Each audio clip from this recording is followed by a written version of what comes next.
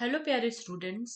आज हम अपना टर्म 2 का 5वां अध्याय तत्वों का आवर्त वर्गीकरण पढ़ेंगे और जानेंगे कि तत्वों को किस प्रकार वर्गीकृत किया गया। सबसे पहले जानते हैं कि तत्व क्या होते हैं। तो हमारे आसपास बहुत से पदार्थ होते हैं, लेकिन ऐसे पदार्थ जो एक ही प्रकार के परमाणुओं से मिलकर बने होते हैं वो तत्व कहलाते हैं। हम तत्वों का उदाहरण ले सकते हैं, जैसे सोडियम और मैग्नीशियम तत्व के उदाहरण है, क्योंकि वो एक ही प्रकार के परमाणुओं से मिलकर बने होते हैं। अभी तक प्रकृति में वैज्ञानिकों द्वारा 118 तत्व खोजे जा चुके हैं। अब हम देखेंगे कि उन तत्वों के वर्गीकरण की आवश्यकता क्यों हुई। हम अपने घर में भी हर वस्तु को उसके स्थान पे रखते हैं, ताकि वो वस्तु हमें क्या मिले, आसानी से हमें वो याद हो जाए, आसानी से वो हमें मिल जाए। इसी तरह 118 तत्वों को जब हम वर्गीकृत करते हैं तो वो हमें आसानी से याद हो जाते हैं। और जब वो हमें आसानी से याद हो जाते हैं तो उनके गुण धर्म के अनुसार हम उनका उपयोग जो है लाइफ में, अपनी लाइफ में कर सकते हैं। बहुत सारे तत्व हैं जो हमारे डेली लाइफ में हमें काम में आते हैं। अब इन तत्वों को किस तरह से वर्गीकृत किया गया वैज्ञानिकों के द्वारा, किस तरह से वर्गीकरण इनका किया गया, कौन सा जो वैज्ञानिक था वो अधिक सक्सेसफुल हुआ, या किसके वर्गीकरण को आसानी से याद किया गया, वो हम देखते हैं। तो सबसे पहले डॉपनियर ने एक जो है कोशिश की तत्वों के वर्गीकरण की। उन्होंने किस तरह से उन्होंने तत्वों को वर्गीकृत किया, क्या उनके गुण थे उस वर्गीकरण के, और क्या अवगुण, हम दोनों को एक एक बार देखेंगे। तो डॉपनर की त्रिएक के जो गुण है उसको देखते हैं। उन्होंने क्या किया था कि तो को तीन तीन के समूह में उन्होंने व्यवस्थित किया, और इसे कहा गया त्रिएक, यानी कि तीन। अब उन्हें उन्होंने किस आधार पे उन्हें वर्गीकृत किया। उन्होंने तत्वों को बढ़ते हुए परमाणु द्रव्यमान के क्रम में उन्हें लगाया और एक त्रिएक बनाई। उस त्रिएक में क्या था कि जो मध्य तत्व था उसका जो परमाणु द्रव्यमान था वो पहले और तीसरा जो तत्व था उसके परमाणु द्रव्यमान के औसत के बराबर हो था। उदाहरण से समझते हैं कैसे। जैसे उन्होंने एक त्रिएक लिया, लिथियम सोडियम और पोटेशियम, तीन तत्वों का त्रिएक उन्होंने बनाया। तो इसमें हमारे पास लिथियम का द्रव्यमान है बच्चे 6.9, पोटेशियम का जो परमाणु द्रव्यमान है वो 39। और जब हम दोनों का औसत निकालते हैं, औसत निकालने के लिए पहले और दूसरे को हम जो है जोड़ेंगे, उनका योग लेंगे और उसको हम 2 से भाग कर देंगे, तो योग जो है हमारा 22.9, यानी कि आप कह सकते हो 23 के बराबर आ रहा है अप्रोक्स। और सोडियम का द्रव्यमान 23 ही होता है। इस तरह से जो ये मैंने आपको हाईलाइट किया है, इस तरह से आपको क्वेश्चन आ सकता है पेपर में, और आपको इस तरह से उसको एक्सप्लेन करना होगा कि जो बीच का तत्व है सोडियम, उसका जो द्रव्यमान है वो बाकी दो, लिथियम और पोटेशियम के द्रव्यमान के औसत के बराबर है। इस तरह से आपको ये एक्सप्लेन करना है। इसी तरह से डॉपलर की त्रिएक भी बनी हुई थी। अब डॉपलर की त्रिएक के दोष क्या थे। उन्होंने क्या किया, उस समय जितने भी तत्व ज्ञात थे उन्होंने अपने त्रिएक में रखा। और उस त्रिएक में, क्योंकि बाद में और भी तत्वों की खोज हुई, तो बाद में जो जिन तत्वों की खोज हुई उनको रखने के लिए उस जो त्रिएक में उस जो जो टेबल उन्होंने बनाई थी उसमें कोई गुंजाइश ही नहीं थी, क्योंकि उसमें स्पेस ही छोड़ा नहीं गया था। ये डॉर्नियर के त्रिएक के दोष है। इसके बाद न्यूलैंड का अष्टांग नियम, हमारे एक साइंटिस्ट हुए थे न्यूलैंड। उन्होंने क्या किया, उन्होंने एक अष्टांग का नियम दिया, एक जो टेबल बनाई वो एक अष्टांग के नियम पे बनाई। तो अब हम इस टेबल के गुण और अवगुण को देखेंगे, दोष को देखेंगे। तो जॉन न्यूलैंड्स ने क्या किया था कि उन्होंने जो भी ज्ञात तत्व थे उन्हें परमाणु भार के क्रम में, बढ़ते हुए परमाणु भार के क्रम में उन्होंने उसको व्यवस्थित किया। और और उन्होंने किस तरह से व्यवस्थित किया, उन्होंने पाया कि प्रत्येक जो आठवां तत्व है, ठीक है, उसके जो गुण धर्म है वो पहले तत्व के बराबर थे। ठीक है, जैसे लिथियम पहले नंबर पे था और 8वें नंबर पे आया सोडियम। तो दोनों के गुण धर्म क्या थे? समान। इसीलिए इसको अष्टांग का नियम कहा जाता, आठवां। अब उन्होंने क्या किया, ये जो काम किया कि पहला तत्व आठवें तत्व से मिलता है, ये केवल किसके साथ हो पाया? हल्के तत्व, यानी जिनकी परमाणु संख्या या परमाणु द्रव्यमान कम था, उनके साथ ये जो लॉ था, ये जो नियम था, वो अच्छे से अप्लाई हो पाया, अच्छे से उस लॉ ने, उस नियम ने काम किया। अब इस न्यूलैंड्स के अष्टांग के नियम के क्या दोष थे, क्या कमियां थी? उनका ये जो कानून था, उनका जो ये नियम था, ये केवल कैल्शियम तक ही लागू हो पाया। बाद में जो तत्व खोजे गए अलग वैज्ञानिकों के द्वारा, उसके लिए इस टेबल में कोई भी स्थान नहीं छोड़ा गया था। अब हम बात करते हैं तीसरे दोष की।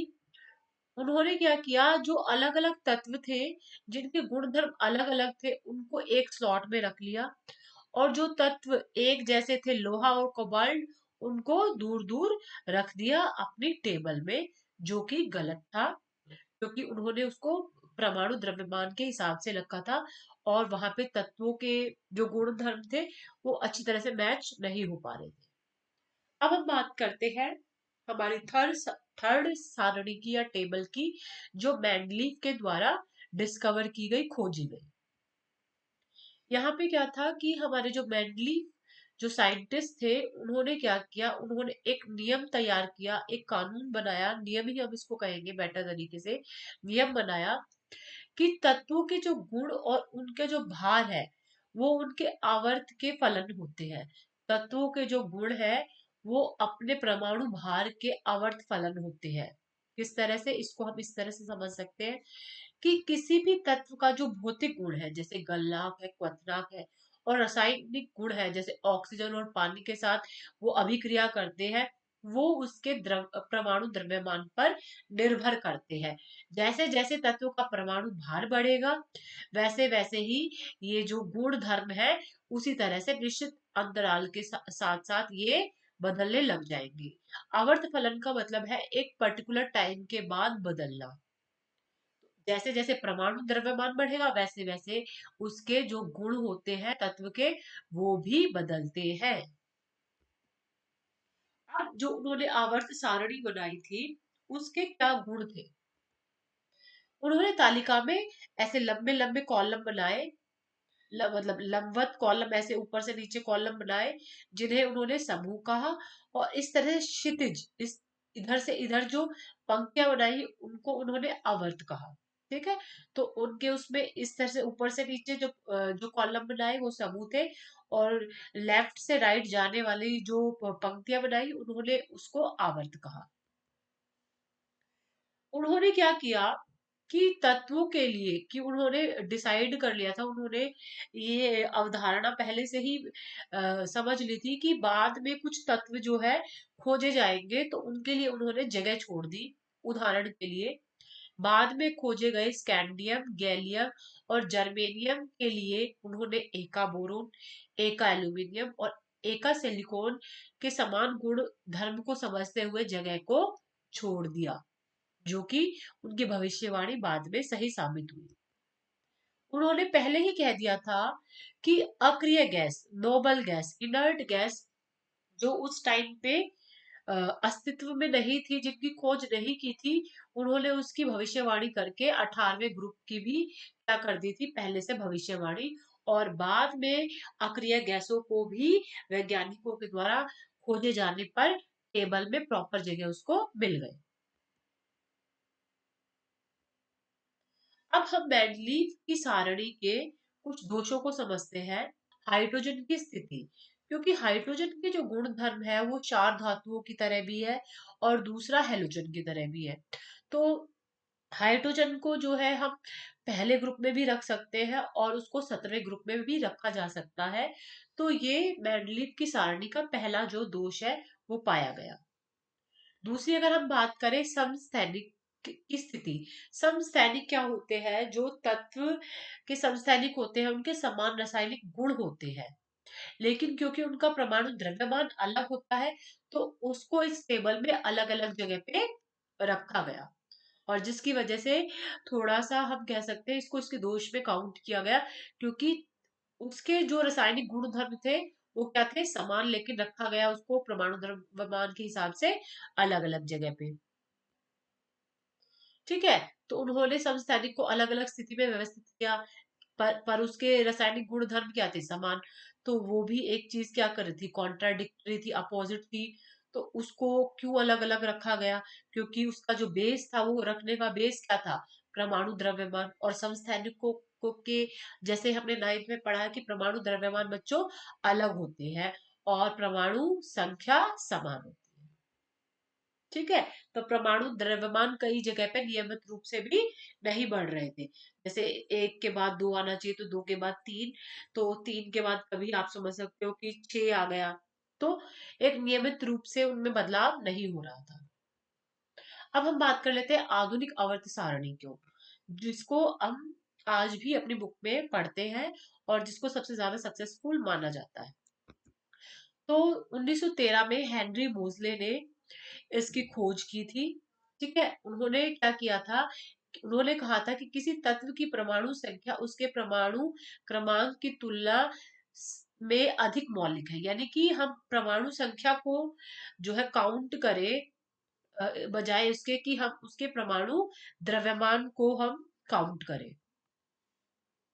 उन्होंने क्या कहा था, उन्होंने एक नियम बनाया था इसके लिए। उन्होंने कहा था कि तत्वों के जो गुण है वो उसके परमाणु क्रमांक के आवर्त फलन होते हैं, या इसको हम ये भी कह सकते हैं कि जो तत्वों के गुण है वो उसकी परमाणु संख्या क्रमांक या संख्या के आवर्त फलन, यानी कि जैसे जैसे परमाणु संख्या बदलेगी वैसे वैसे उसके गुण धर्म भी बदलेंगे, और ऐसा रियल में होता भी है। इसको किस तरह से समझाया जा सकता है, इसको इस तरह से समझाया जा सकता है कि जो परमाणु संख्या है वो क्या होती है, उसमें मौजूद इलेक्ट्रॉन की संख्या के बराबर। किसी भी तत्व में जो इलेक्ट्रॉन की संख्या है वो रिप्रेजेंट करती है, वो दर्शाती है उसकी परमाणु संख्या को। और किसी भी तत्व के जो बच्चों रासायनिक गुण है, भौतिक गुण है, वो निर्भर करते हैं कि उसमें कितनी इलेक्ट्रॉन की संख्या है। जैसे जैसे इलेक्ट्रॉन की संख्या बढ़ती है वैसे वैसे उसके गुण भी बदलते हैं।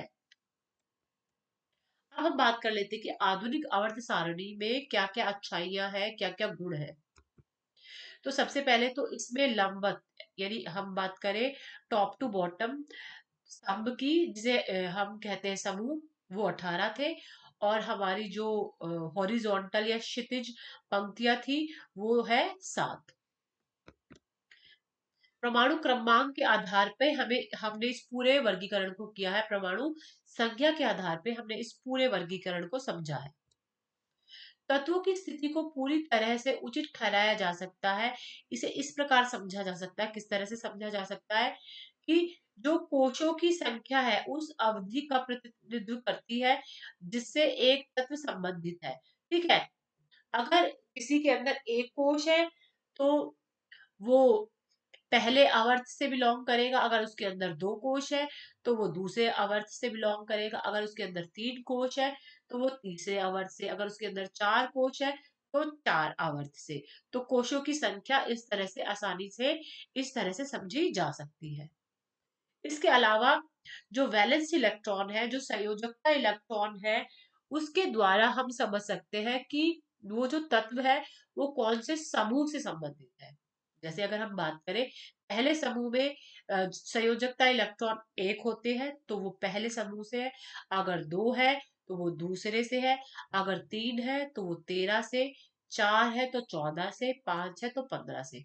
इस तरह से हम समूह को भी उसकी संयोजकता इलेक्ट्रॉन के हिसाब से याद कर सकते हैं, और जो कि याद करना काफी आसान है।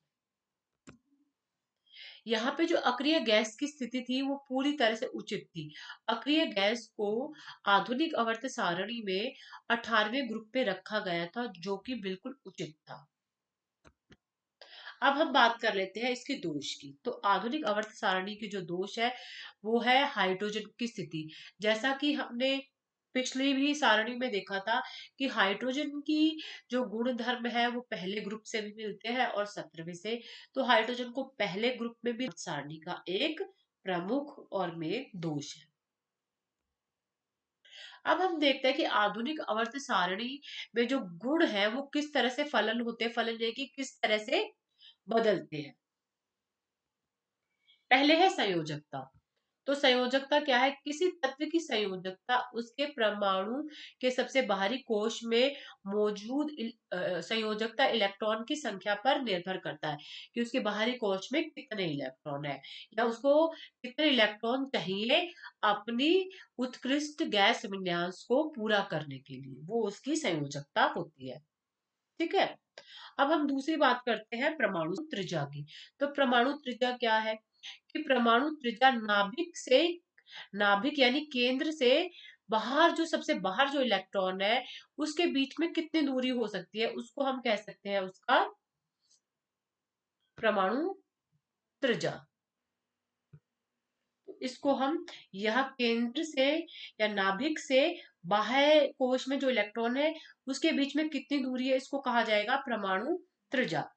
परमाणु आकार शब्द एक परमाणु त्रिज्या के संदर्भ में ही बात करता है, यानी अगर हम परमाणु आकार कहें या परमाणु त्रिज्या, बात एक ही होगी। परमाणु त्रिज्या का एसआई मात्रक पिकोमीटर होता है। अब ये किस तरह से फलन होते हैं, किस तरह से बदलते हैं? आवर्त में बाएं से दाएं पर जाने पर परमाणु की त्रिज्या घटती है। क्यों घटती है ये देखते हैं। यह परमाणु आवेश में एक परमाणु के कारण होता है। अब इसमें क्या होता है, जैसे हम बाएं से दाएं जाते हैं तो इलेक्ट्रॉन की संख्या बढ़ती है और नाभिक में प्रोटॉन की संख्या। तो नाभिक इलेक्ट्रॉन को अपनी तरफ खींचता है और इसकी वजह से परमाणु का जो आकार है वो कम होता चला जाता है। क्योंकि जब हम दाएं से बाएं जाते हैं तो यहाँ नाभिक में प्रोटॉन की संख्या बढ़ती है और यहाँ पे इलेक्ट्रॉन, तो इलेक्ट्रॉन को कौन खींचता है? प्रोटॉन। इसी वजह से उसका साइज छोटा हो जाता है। और समूह में जब हम नीचे ऊपर से नीचे जाते हैं तो वो परमाणु का आकार बढ़ता है। ऐसा क्यों होता है? क्योंकि जैसे हम ऊपर से नीचे जाएंगे तो कोशों की संख्या बढ़ जाती है, और कोशों की संख्या बढ़ने से क्या होता है? नाभिक में और इलेक्ट्रॉन के बीच में दूरी बढ़ती चली जाती है, और इसी वजह से परमाणु का आकार भी धीरे धीरे बढ़ता है। अब हम तीसरी बात करते हैं धात्विक और अधातु गुण की। धात्विक गुण क्या होता है? समूह में नीचे की ओर जाने पे बढ़ता है। अगर हम समूह में ऊपर से नीचे जाएंगे तो धात्विक गुण हमारा बढ़ता है। लेकिन जब हम आवर्त में जाएं, यानी हम यहाँ से लेफ्ट से राइट जाएंगे, तो कौन सा गुण बढ़ेगा? अधात्विक। ठीक है। तो धातु जो है, धातु विद्युत धनात्मक प्रवृत्ति की होती है, क्योंकि धातु क्या करती है? इलेक्ट्रॉन का दान करती है, तो ये विद्युत धनात्मक होती है। ठीक है, क्योंकि ये अबंध बनाते समय इलेक्ट्रॉन को खो देती है। और दूसरी ओर जो अधातु है वो विद्युत ऋणात्मक होती है, क्योंकि बंध बनाते समय ये इलेक्ट्रॉन को स्वीकार करती है, ग्रहण करती है। तो ये अधातु क्या होती है? विद्युत ऋणात्मक होती है। ठीक है। अब विद्युत ऋणात्मकता, अब वही बात करेंगे हम, विद्युत ऋणात्मकता। विद्युत ऋणात्मक कौन होती है? अधातु। तो आवर्त में ये गुण बढ़ता है और सारणी में ये गुण घटता है। यानी ऊपर से नीचे जाने में विद्युत ऋणात्मकता क्या है? बढ़ती है। और आधुनिक सारणी में अगर समूह की बात करें तो समूह में ये घटती है। तो यही हमारे जो है मेन पॉइंट्स थे इस चैप्टर के। तो आई होप आपको ये समझ में आए होंगे। इस चैप्टर को आप अच्छे से करें, और इस चैप्टर के जो भी नोट्स है उनका लिंक मैंने डिस्क्रिप्शन में दिया है, आप वहां से भी इन नोट्स को याद कर सकते हैं, लिख सकते हो। ये चैप्टर देखने के लिए, समझने के लिए आप सभी का धन्यवाद।